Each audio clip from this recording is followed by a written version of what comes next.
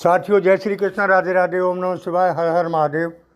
आप लोग स्वस्थ होंगे, सानंद होंगे, ऐसी मुझे पूर्ण उम्मीद है। मेरे प्रिय तुला राशि के जातकों ने थोड़े से समय में जो मुझे प्यार दिया, जो मुझे समय दिया, उसके लिए मैं बहुत बहुत आभारी हूँ और आप लोगों को बार बार धन्यवाद, बार बार आशीर्वाद देता हूँ कि परमात्मा आपको भी स्वस्थ रखे, सानंद रखे और माँ लक्ष्मी आप पर हमेशा कृपा बरसाती रहें, ऐसी मेरी सद्भावना आपके साथ है। साथियों, तुला राशि के जातकों के लिए आज मैंने जो ये वीडियो अपलोड कर रहा हूँ वो 12 तारीख से यानी 12 फरवरी से 18 फरवरी 2024 तक साप्ताहिक भविष्यफल के साथ आपके सामने प्रस्तुत हूँ। जैसा कि थंबनेल में लिखा है कि आपके जीवन में ग्रहों के परिवर्तन से चेंज आएगा, यानी बदलाव आएगा। हाँ, हकीकत है, इसमें मैं कोई बना के नहीं कह रहा। ग्रहों का परिवर्तन होगा तो आपके जीवन में चेंज आएगा, ऐसा तो सत्य बात है। साथियों, मैं कहना चाहूँगा कि मेरे प्रिय तुला राशि के जातक बहुत दिनों से परेशान रहे हैं और अब भी ज़्यादा अच्छी स्थिति नहीं है सभी की। ऐसा मन सोचना, जैसा कि लोग कह देते हैं कमेंट में कि तुला राशि के जातकों का कुछ नहीं हो रहा, ये कहना नितांत गलत है। क्योंकि तुला राशि करोड़ों लोगों की है और उसमें से सैकड़ों लोग हमारी बात से लाभान्वित होते हैं, हजारों लोग लाभान्वित होते हैं। हाँ, करोड़ों तो नहीं हो सकते, क्योंकि ये एक व्यक्ति विशेष का वीडियो नहीं है। व्यक्ति विशेष के लिए नहीं कह रहा हूँ, मैं तुला राशि की सामूहिक बात बता रहा हूँ। इसमें से आपको मिलेगा ज़रूर कुछ न कुछ, ऐसी बात नहीं है कि ना मिले, और मिल रहा है लोगों को।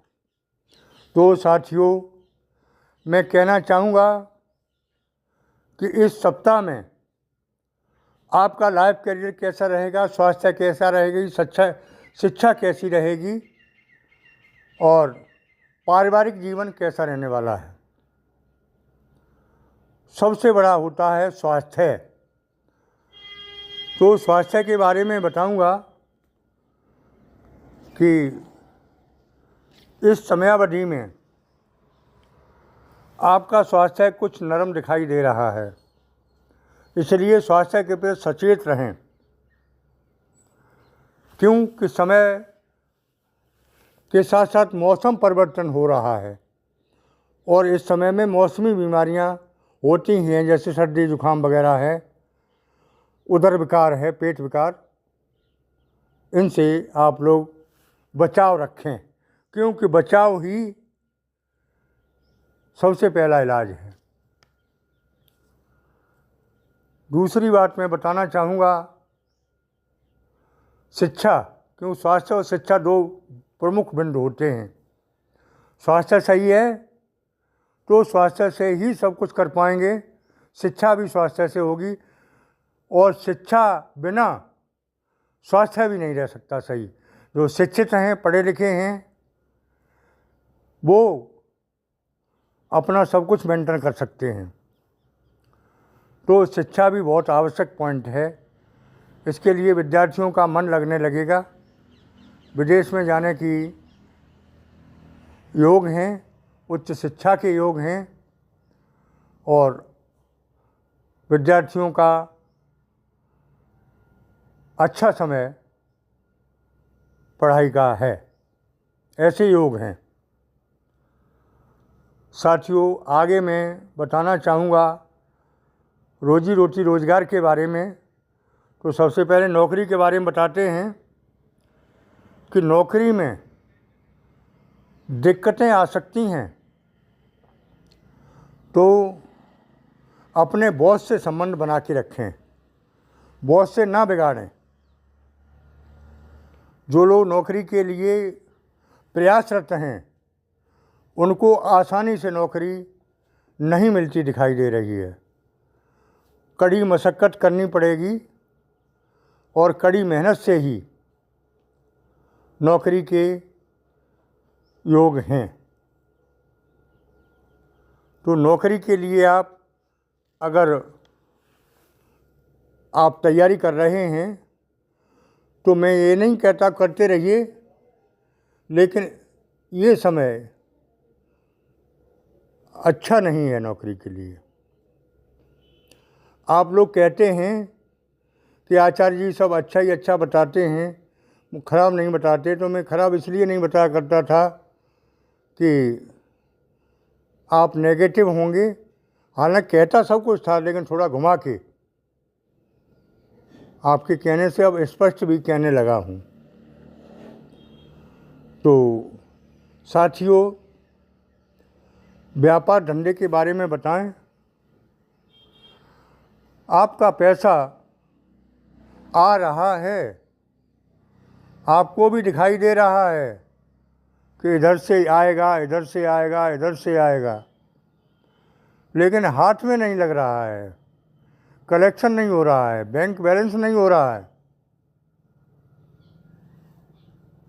आगे अब समय आ रहा है कि पैसा भी आएगा, कलेक्शन भी होगा, बैंक बैलेंस भी होगा और कर्जा भी उतरेगा।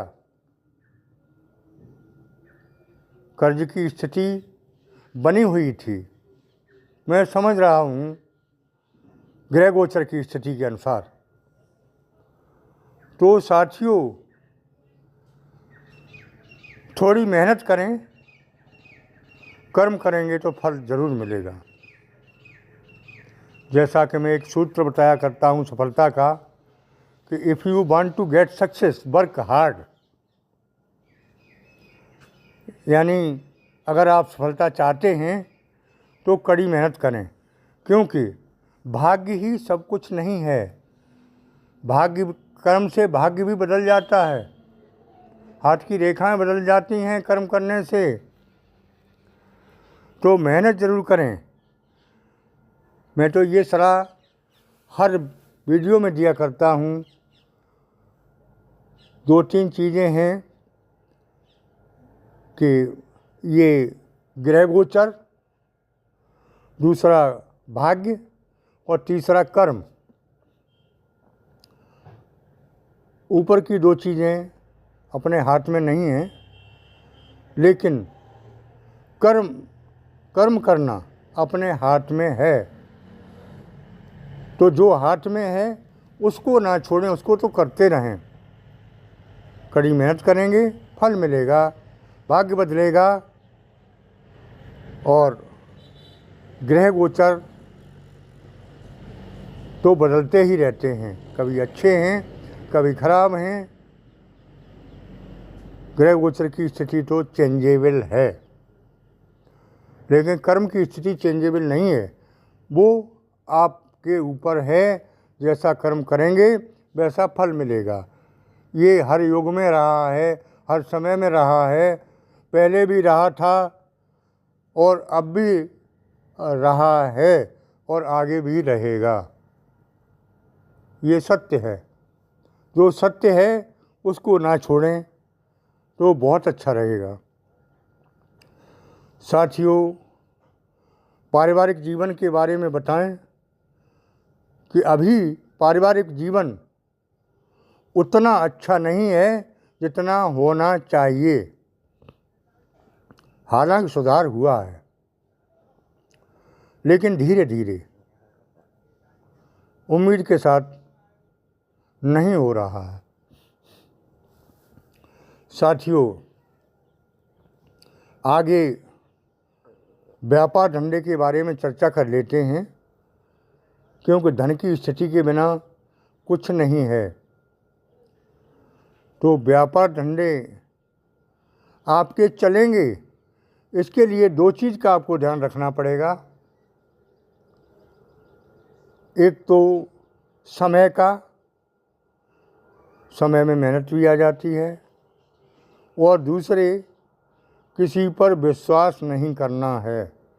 जैसे पार्टनर है, नौकर हैं, मैनेजर हैं, जो कोई कर्मचारी हैं, उन पर हद से ज़्यादा विश्वास नहीं करना है। साथियों, विश्वास करिए, मैं ये नहीं कहता हूँ, विश्वास पर ही दुनिया टिकी है, लेकिन इतना विश्वास नहीं करिए, मतलब अति विश्वास नहीं करना चाहिए, क्योंकि कभी कभी अपनी जीभ ही, अपने दांत ही अपने जीभ को काट देते हैं। तो अपनों पर थोड़ा भरोसा पूरा न करें, अपनों से सावधान रहें। कितना बढ़िया उदाहरण दिया, दांत अपने हैं, जीभ अपनी है, और अपने ही दांत अपने जीभ को कभी कभी काट देते हैं। इसी तरह से अपने लोग कभी कभी बहुत बड़ा धोखा दे देते हैं, तो अपनों से हमेशा सावधान रहना होगा। साथियों, आगे मैं कहना चाहूँगा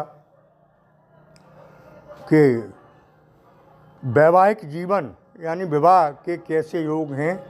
आगे समय अच्छा आ रहा है संतान के लिए, जिनके संतान नहीं है, विवाह नहीं हुआ है, उनके विवाह के योग हैं। लेकिन आगे चर्चा चल सकती है सप्ताह में,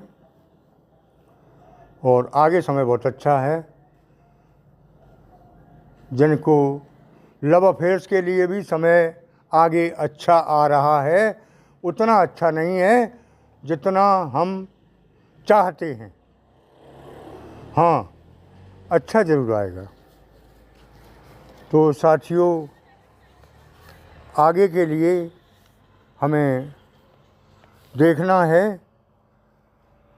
कि आगे हम क्या कर सकते हैं, उपाय भी बताएंगे। उससे पहले एक आवश्यक सूचना बताते हैं कि जैसे आप लोग कह देते हैं कि ऐसा नहीं हो रहा है, उसके लिए बताते हैं कि जन्म कुंडली में जिनके ग्रह नक्षत्र कमज़ोर पड़े हुए हैं, उनका पूरा लाभ नहीं हो रहा है मेरे बताने के अनुसार। तो अपने किसी नज़दीकी विद्वान से अपनी जन्म कुंडली का विश्लेषण करा लें, या व्हाट्सएप पर भेजकर मेरे द्वारा भी करा सकते हैं। सबसे बढ़िया है कि उपाय ज़रूर करें। उपाय के लिए सबसे बेहतर चीज़ है यज्ञ, हवन। जानकारी हो तो खुद कर सकते हैं, नहीं है तो अपने नज़दीकी विद्वान से करा सकते हैं। तीसरे नंबर पे हमारा नंबर आता है, मेरे द्वारा भी करा सकते हैं। इसके लिए आपको क्या करना है, आपको अपना नवीन फ़ोटो, मतलब अभी का, भेजना होगा, और कुछ सामग्री के लिए पैसे भेजने होंगे। जैसी आपकी स्थिति हो, इसके लिए बाध्यता नहीं है कि 10-20 हज़ार ही हों। जैसी आपकी सामर्थ्य हो उतने पैसे भेजकर और फ़ोटो भेजकर आप सर्वग्रह शांति हवन करा सकते हैं। तो साथियों, आज के वीडियो में इतना ही। उपाय के रूप में बताना चाहूँगा, बहुत आसान तरीका, आपके जो इष्ट हैं या कुल देवी हैं, उनकी आराधना करें, और उसके साथ साथ भगवान भोलेनाथ पर जलाभिषेक करें, भगवान सूर्य नारायण पर भी जल अर्पण करें। कमेंट बॉक्स में ओम नमः शिवाय में क्यों लिखवाता हूँ कि ये एक महामंत्र है, आपको लिखने का फल मिलेगा, और लिखने के साथ साथ इसको स्मरण ज़रूर करें, कई बार कहें, कई बार बोलें, इससे आपको लाभ मिलेगा, और जो पढ़ेंगे उनको भी लाभ मिलेगा। आज की वीडियो में इतना ही। आगे फिर मिलते हैं आपको नए वीडियो के साथ। तब तक के लिए ओम नमः शिवाय, हर हर बात महादेव। मेरी बात अच्छी लगी हो तो कमेंट बॉक्स में लिखें और चैनल को जिन्होंने सब्सक्राइब नहीं किया है करें। धन्यवाद।